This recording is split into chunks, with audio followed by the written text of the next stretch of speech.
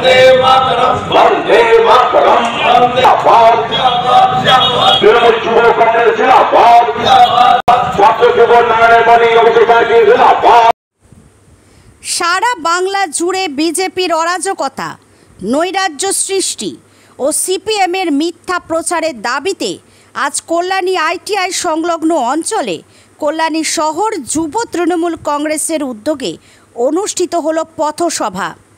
সমগ্র অনুষ্ঠানে উপস্থিত হয়েছিলেন কল্যাণী শহর তৃণমূল কংগ্রেসের সভাপতি বিপ্লব দে, কল্যাণী শহর তৃণমূল কংগ্রেসের যুব সভাপতি দেবাশিস হালদার, কল্যাণী পৌরসভার উপপৌর প্রধান বলরাম মাঝি, জেলার তৃণমূল ছাত্র পরিষদের সভাপতি আকাশ দাস।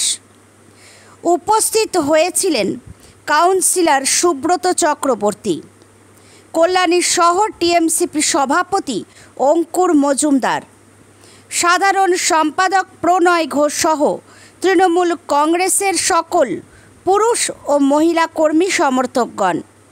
দেখুন তারই কিছু ঝলক এনএন বার্তায়। পুরো ছাই হয়ে গেল। সেই গর্বের ছোটা আঙারিয়ার কথা যদি এখন আমরা যুব সমাজকে বোঝাতে যাই, তারা কানে নাও। সেই কঙ্কাল সার গুলোকে মাটিতে পুঁতে দিল হচ্ছে মমতা বন্দ্যোপাধ্যায়ের সরকারকে অপমানিত করবার চক্রান্ত এই বামপন্থ এবং বিজেপি।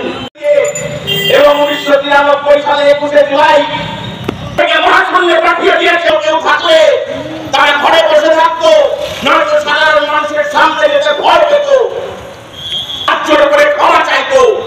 তার নামে সমস্ত ইউনিভার্সিটি কলেজগুলোতে ক্যাডারদের আপনারা চাকরি দিয়ে বসিয়ে রেখেছিলেন।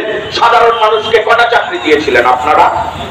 আজকে বড় বড় ভাষণ দিচ্ছেন, আজকে বড় বড় কমার জন্য পেশে চলে গেলেন বিদেশে।